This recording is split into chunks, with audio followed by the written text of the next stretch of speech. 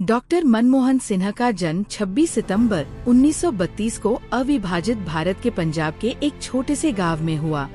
उनका परिवार साधारण किसान परिवार था और आर्थिक स्थिति बहुत साधारण थी।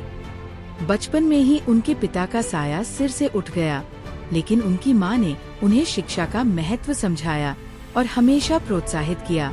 मनमोहन सिन्हा बचपन से ही पढ़ाई में कुशल थे। सरकारी स्कूल में पढ़ाई करते हुए उन्होंने ये तय कर लिया था कि शिक्षा ही उनके जीवन को बदलने का माध्यम बनेगी। जब 1947 में विभाजन हुआ, उनका परिवार भारत आ गया। उन्होंने अपनी पढ़ाई के लिए कई संघर्ष किए, लेकिन उनके हौसले ने कभी हार नहीं मानी। डॉक्टर मनमोहन सिन्हा ने पंजाब विश्वविद्यालय से अर्थशास्त्र में स्नातक और स्नातकोत्तर की डिग्री प्राप्त की। इसके बाद उन्होंने प्रतिष्ठित कैम्ब्रिज विश्वविद्यालय और ऑक्सफोर्ड विश्वविद्यालय से उच्च शिक्षा प्राप्त की। उनकी पढ़ाई के दौरान उनकी मेहनत और प्रतिभा ने उन्हें वैश्विक स्तर पर पहचान दिलाई।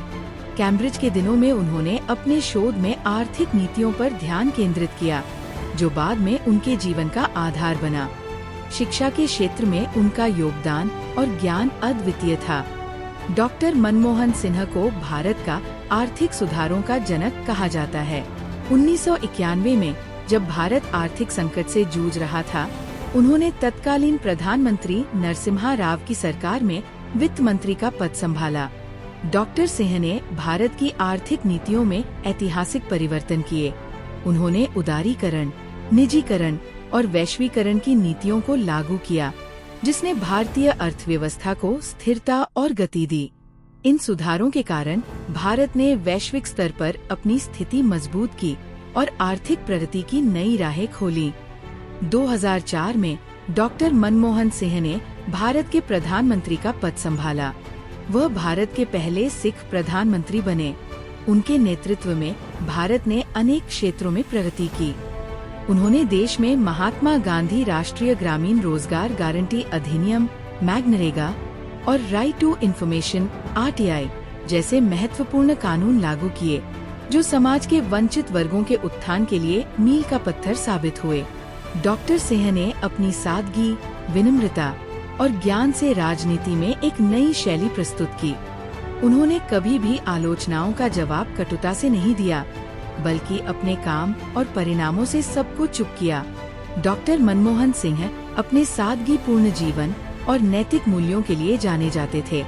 उन्होंने कभी भी पद और शक्ति को अपने ऊपर हावी नहीं होने दिया।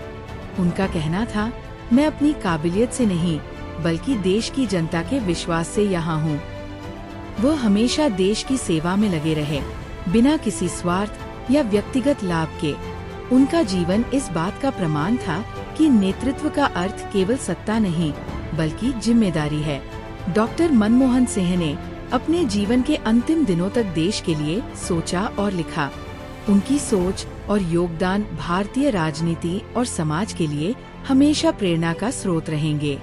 उनकी मृत्यु ने न केवल भारत, बल्कि पूरे विश्व को गहरा आघात दिया।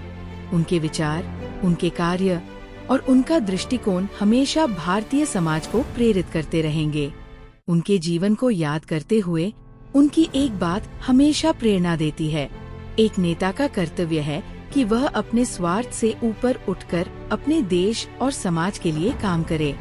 सच्चा नेतृत्व वही है जो सबको साथ लेकर चले। डॉक्टर मनमोहन सिन्हा को हमारी ओर से सादर श्रद्धांजलि। उनके विचार और योगदान हमेशा हमारे दिलों में जीवित रहेंगे। अगर आपको डॉक्टर मनमोहन सिन्हा की कहानी ने प्रेरित किया हो, तो इसे लाइक करना न भूलें। ऐसी ही और प्रेरणादायक कहानियों के लिए हमारे चैनल कहानियाँ को सब्सक्राइब करें और बेल आइकन को दबाएं, ताकि आपको हमारी हर नई कहानी का नोटिफिकेशन आपको सबसे पहले मिले।